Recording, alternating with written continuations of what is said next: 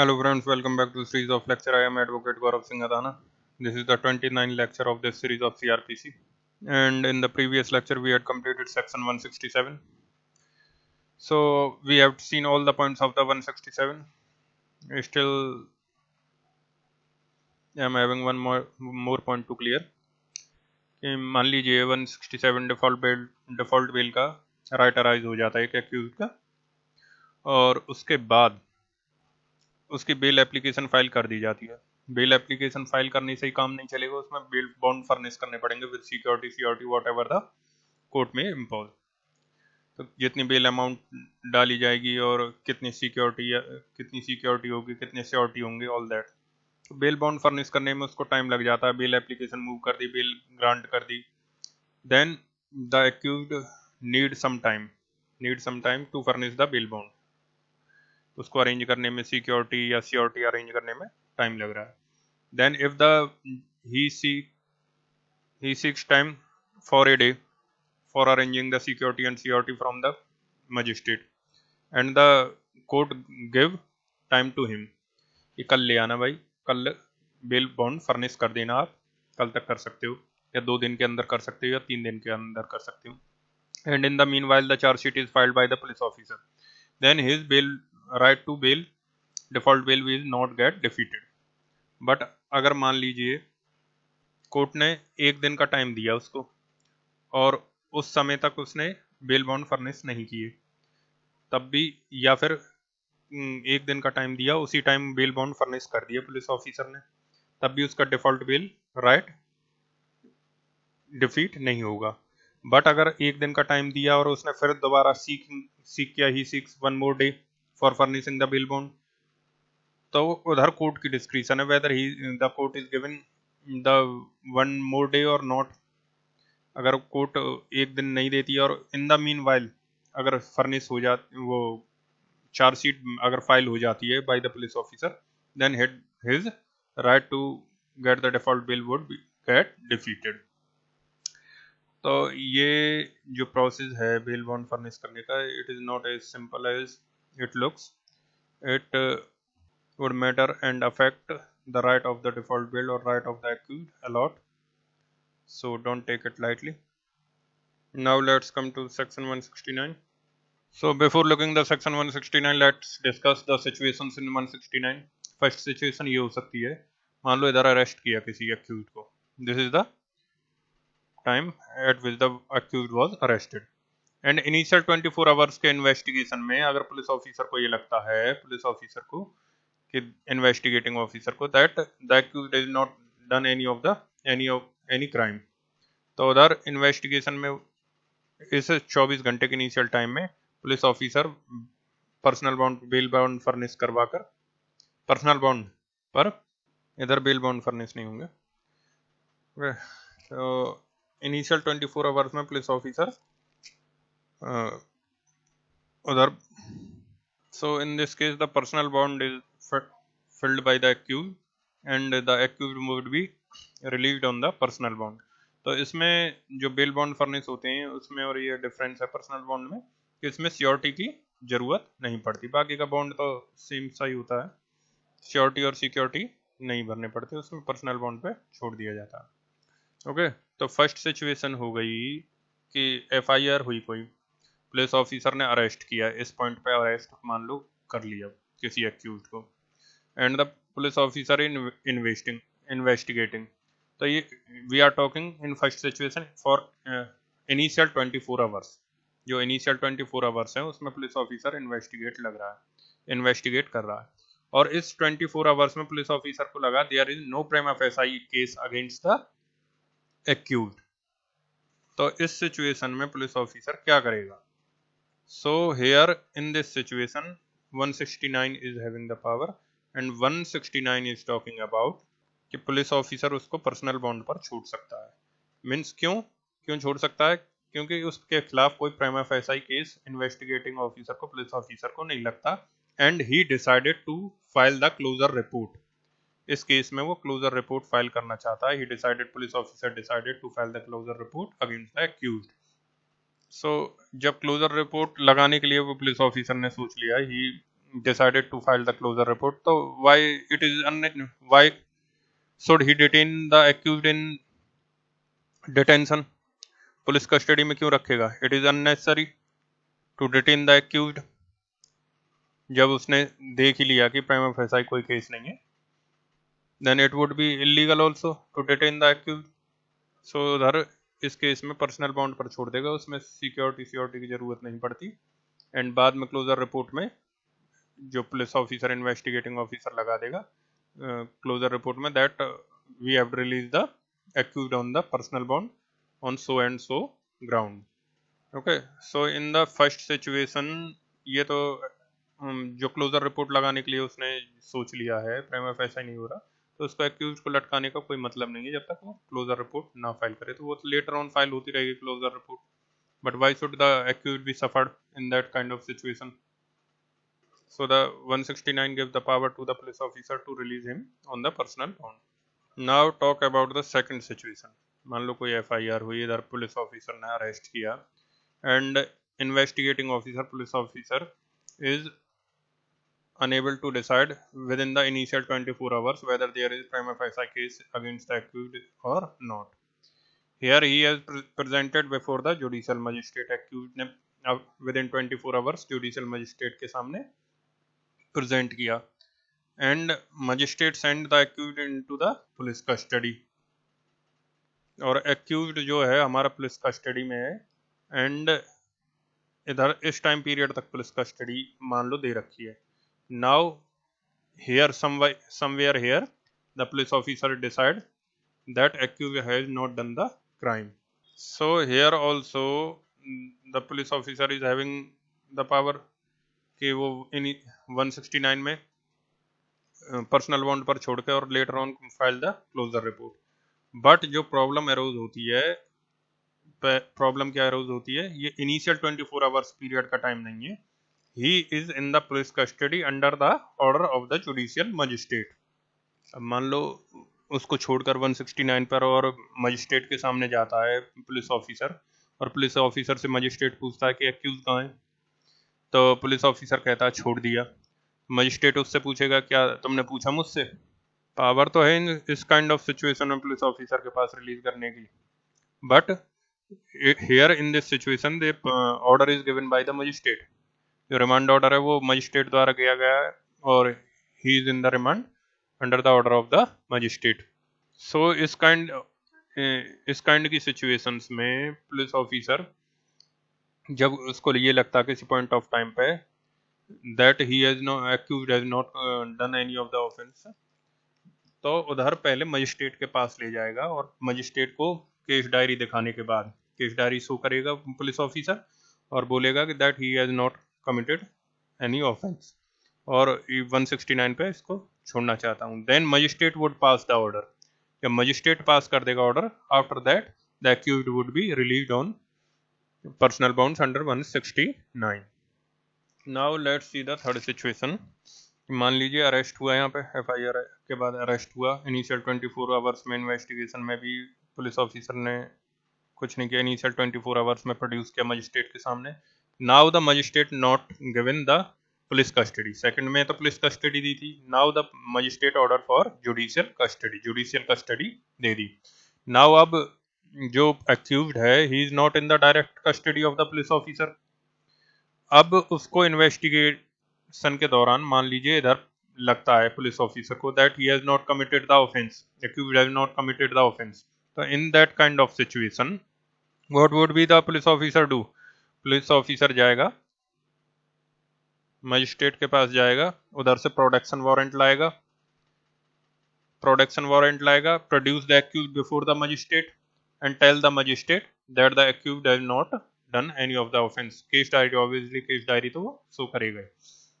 Produce करने के बाद बोलेगा कि ही has not done the offence. अब इधर दोनों सिचुएशन में, पुलिस कस्टडी वाली में भी और ये जो जुडिशियल कस्टडी, दोनों में इफ ही वांट्स, अगर पुलिस ऑफिसर को लगता है judicial magistrate, if he wants, judicial magistrate की डिस्क्रिशनरी पावर है whether he want to release under 169 और not.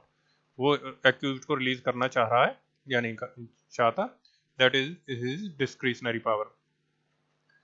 So if the judicial magistrate wants, then he would order for the releasing of the accused under section 169. तो order जो है वो judicial magistrate करेगा, order judicial magistrate करेगा, power जो release की होती है वो पुलिस ऑफिसर के पास होती है। एक्चुअली में जो रिलीज करेगा वो पुलिस ऑफिसर ही करेगा, but under the order of the judicial magistrate after this initial 24 hours.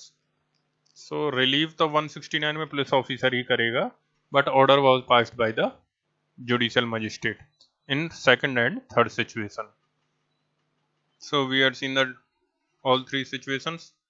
अब इसमें अगर इनिशियल 24 आवर्स में है तो पुलिस ऑफिसर छूट सकता है अंडर 169, बट एक बार मजिस्ट्रेट के ऑर्डर में, under the order of the magistrate, तो मजिस्ट्रेट को कॉन्फिडेंस में लिए बिना, मजिस्ट्रेट को बताए बिना, क्योंकि we are the 169 is talking about the under the custody of police when the evidence are deficient, जब एविडेंस नहीं है उसके खिलाफ एक्यूज के, और उसको लगता है पुलिस ऑफिसर को after the investigation, initial investigation, that he has not committed the offence. अब in this kind of situation direct custody में पुलिस ऑफिसर की फर्स्ट टू सिचुएशंस में तो, but third situation judicial custody में है, उसके बाद रिमांड प्रोडक्शन वारंट लेने के बाद जब प्रोड्यूस कराएगा then he would be under the custody of police. तो थर्ड सिचुएशन में भी तब पुलिस की कस्टडी में आ जाता है जब प्रोड्यूस कराएगा प्रोडक्शन। सो सेकंड दो सिचुएशन में without the magistrate orders, without taking the magistrate into the confidence, he cannot release under 169. And now the second point I have to tell, ये three situations हो गई। अब इसमें एक second point ये है कि जो 169 में जो रिलीज करेगा पुलिस ऑफिसर, अब ये नहीं है कि FIR करा दी किसी ने, FIR करा दी उसके बाद उसने अरेस्ट कर लिया और उसको पर्सनल बॉन्ड पे छोड़ दिया, तो क्या इसमें क्या इन्फ्रेंस निकलेगा? यही निकलेगा कि भाई पुलिस ऑफिसर ने पैसे वैसे लेकर उसको छोड़ दिया।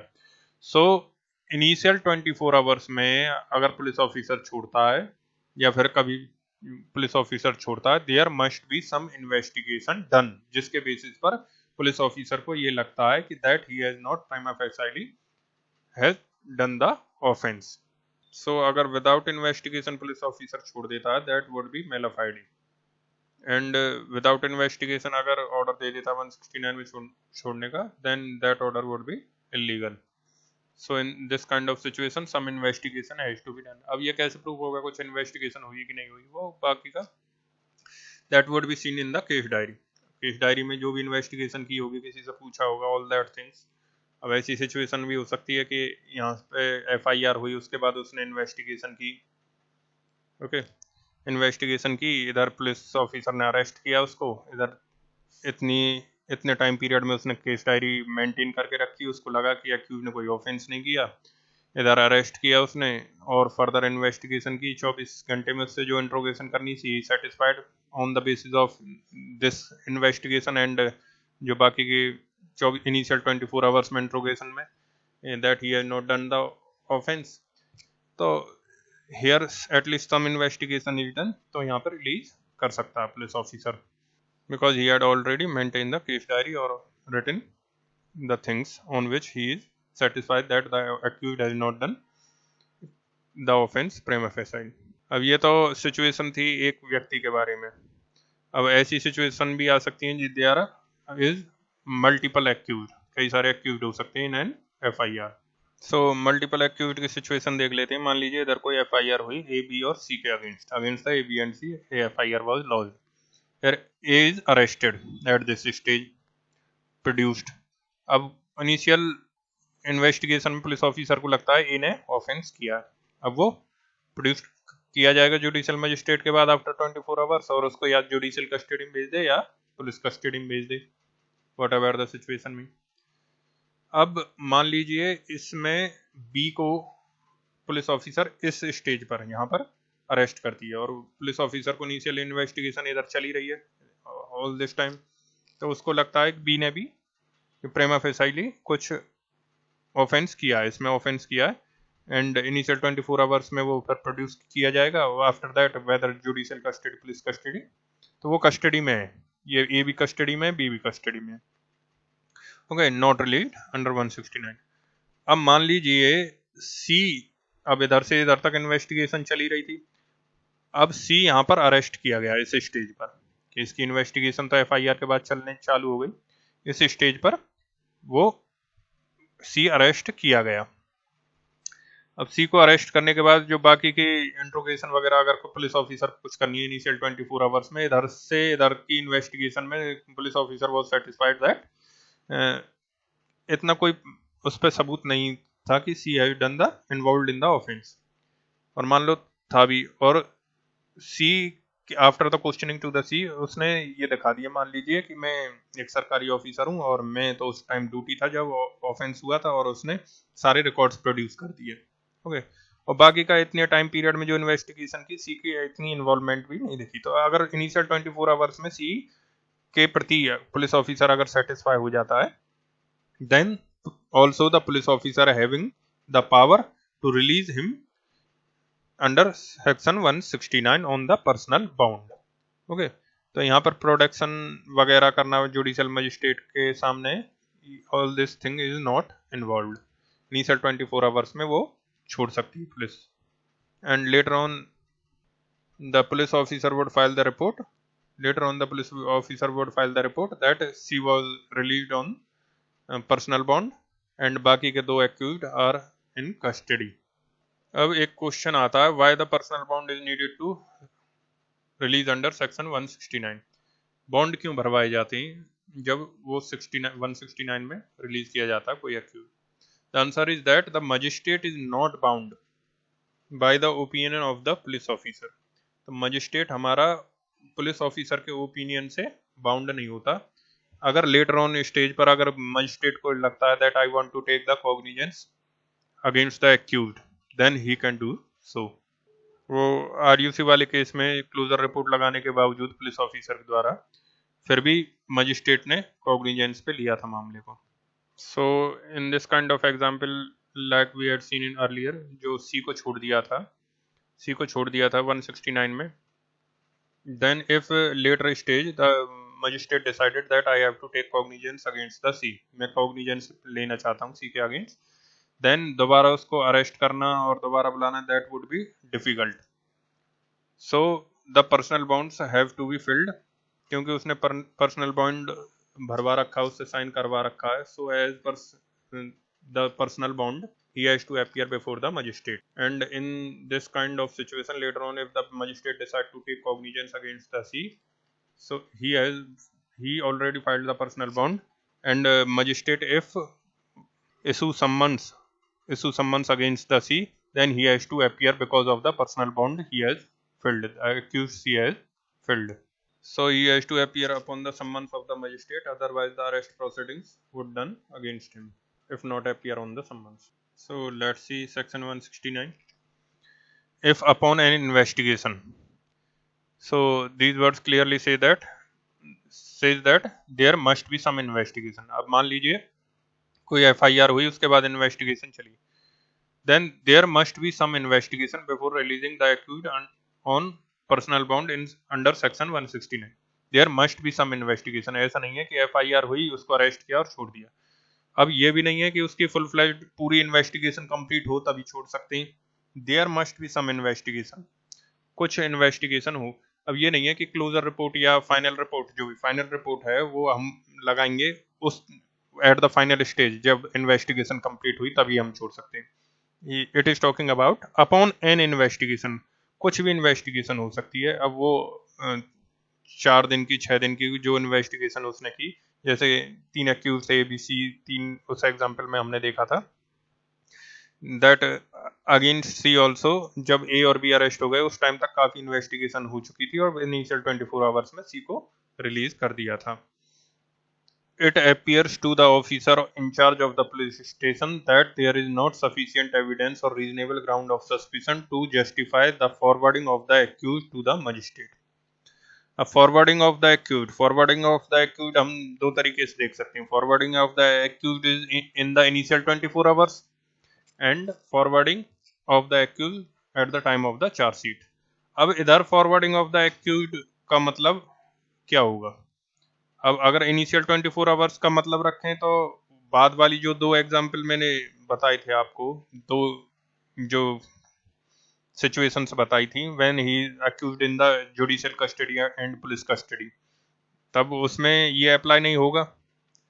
सो the meaning of forwarding of the accused to the magistrate, we would consider it of section 170 जब चार्जशीट फाइल होती है. So we can say that 169 जो है वो लिमिटेड नहीं है forwarding of the accused to the initial 24 hours. अगर उधर तक की बात करें देन तो पुलिस कस्टडी और जो जुडिशियल कस्टडी है उस वाले में अप्लाई नहीं होगा. So forwarding of the accused up to the filing of the chargesheet, जो फाइनल रिपोर्ट लगेगी, चार्जशीट और closure report, the forwarding the accused till the final report is given to the magistrate at any point of the time of the investigation. इसमें ये लिखा if an upon investigation under this chapter, investigation यहाँ से चालू होती है और final report लगती है, उधर तक इन्वेस्टिगेशन चलेगी. अब ये क्लियर करा दिया upon an investigation there must be some investigation. अब कितनी होगी that will be a different thing. It appears to the officer in charge of the police station that there is no sufficient evidence, reasonable ground of suspicion to justify forwarding accused to the magistrate.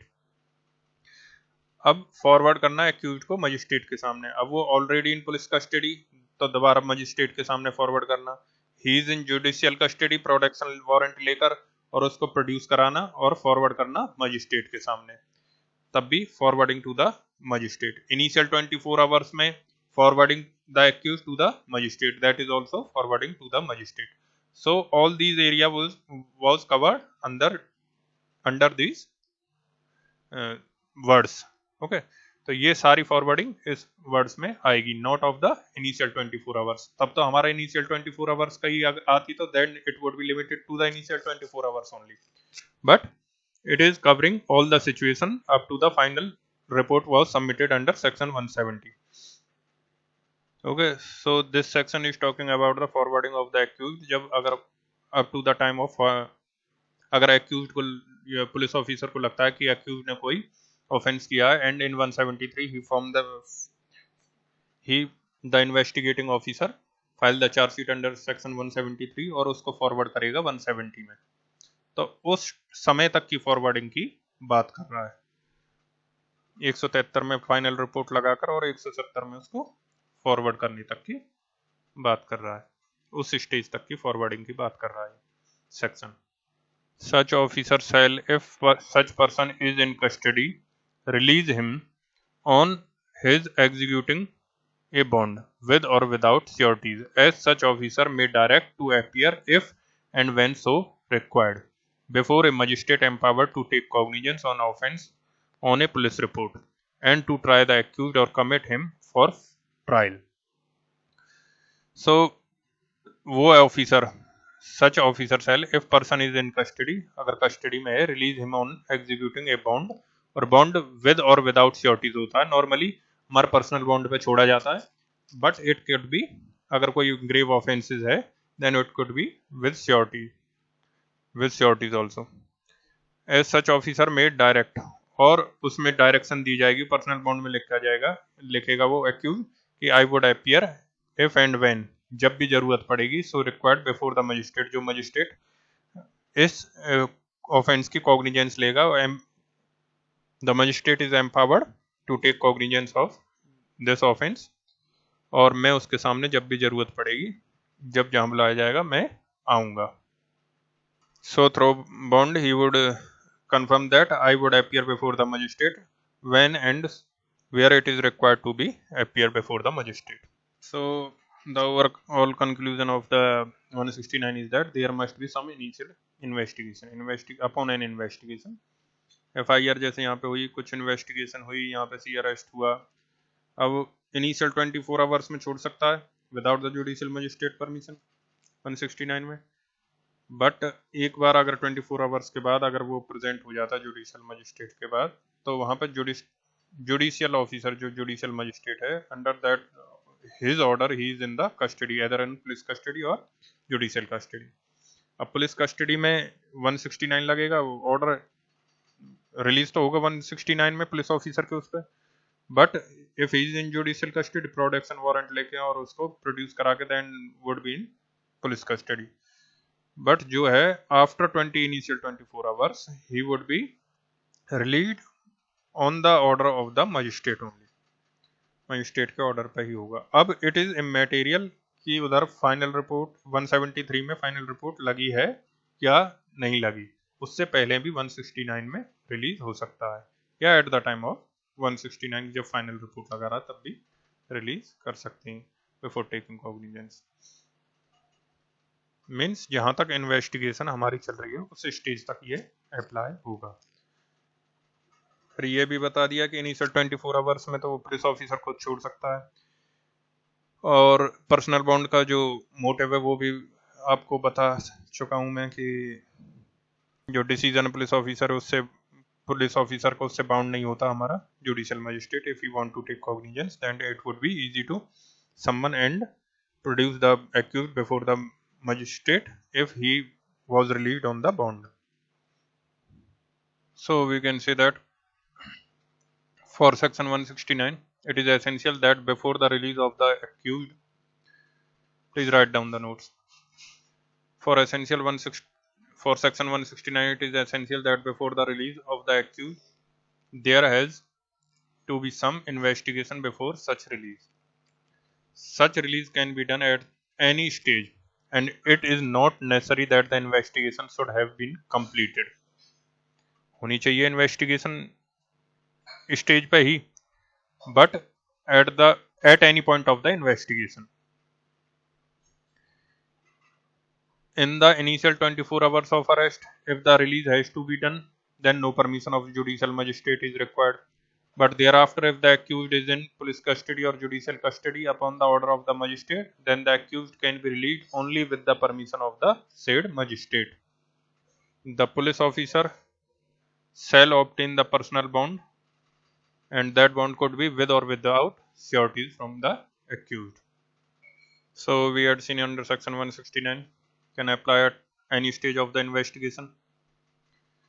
The important point under 169 is that कि किसी भी व्यक्ति को, किसी भी accused को 169 में तभी छोड़ा जाएगा at any stage of the investigation जब पुलिस ऑफिसर को लगता है कि that prima facie he has not done the any of the offence and the closure report is to be filed against him. Closure report has to be filed, police officer को ये लगता है मैं इसके खिलाफ क्लोजर रिपोर्ट लगाऊंगा, इसने कोई ऑफेंस नहीं किया है, then only he would be relieved under section 169. ये देख लिया हमने, there can be a single or more accused in favor of whom 169 may apply। वो ABC वाले एग्जाम्पल में एक को व्यक्ति को लेटर स्टेज पे छोड़ दिया था, इसी प्रकार से दो को भी छोड़ सकता है। If the judicial custody police officer cannot direct release him under section 169, उधर permission of judicial magistrate is required। And in the cases where there are multiple accused, अब उसमें पुलिस ऑफिसर लगता है ए बी ने तो offence किया है और सी ने ऑफेंस नहीं किया, देन क्लोजर रिपोर्ट। अब उधर तो चार्जशीट भी फाइल होगी, तो ए और बी के खिलाफ चार्जशीट फाइल होगी और सी के खिलाफ क्लोजर रिपोर्ट होगा, तो सेपरेट की जरूरत नहीं। उधर A and the police officer in the chargesheet only mention that के for under so and so charge A and B has done the offence but C has not done the offense, he is not involved in the offense, and that would be considered the closure report against the C. Now let's see section 170. Overall देख लेते हैं 170 क्या बोलता है। मान लीजिए in 170 में two situation, first one is FIR हुई, किसी केस में FIR हुई, इन्वेस्टिगेशन चली, this is the stage of investigation. After that the police report would be filed. अब पुलिस रिपोर्ट फाइल होगी 173 क्लॉज 2 में, whether it would be charge sheet और closure report. अब पुलिस रिपोर्ट फाइल हुई 173 clause 2 में, either in the form of charge or in the form of closure report. And if the situation is of the closure report की situation है, then the 169 would apply. You could apply the 169 either at the time of the closure report or at any time in the stage of investigation before that filing of the closure report. The accused would release on the personal bond with or without sureties. But the second situation is that if the charge sheet is filed in any case, when the charge sheet is brought before the magistrate and produced before the magistrate, the accused also produced before the magistrate along with the charge sheet. अगर accused custody में तो उसको production warrant लेके और custody से release करवाकर produce करवाओ judicial magistrate के सामने. अगर वो बेल पर है, then order him to appear before the magistrate. Whatever the case में be, the police officer has to make the accused to appear before the magistrate.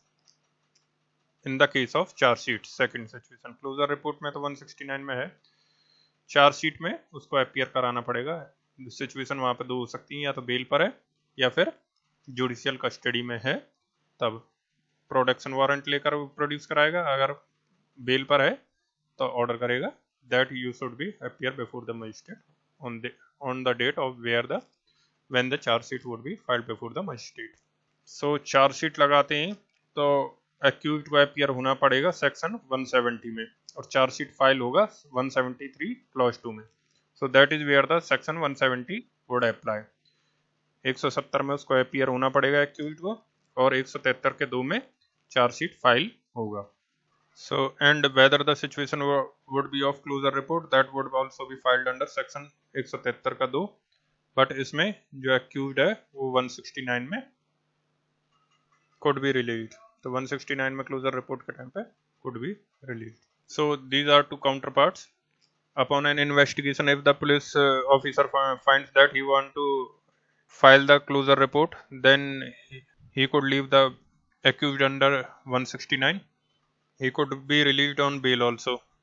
And if the police officer decided to file the charge sheet, if he files the charge sheet before the magistrate under 173 clause 2 only, दोनों इसी में लगेगा, then he has to produce the accused before the magistrate under section 170. So the context of section 170 is that if the police officer make up his mind that the accused has done the offense, then the police officer make the accused to appear before the court. So it is on the police officer. If he files the closure report, then 169, 173 clause 2 would apply. And if the police officer is filing the charge sheet, then the 170 and 173 clause 2 would apply. तो 173 में तो दोनों ही file होंगी, charge sheet और closure report. But अगर closure report file हो रही है देन द 169, और अगर चार्ज शीट फाइल हो रही है तो 170, और 170 में प्रोडक्शन कराया जाएगा एक्यूज्ड का. So in this context we would study section 170.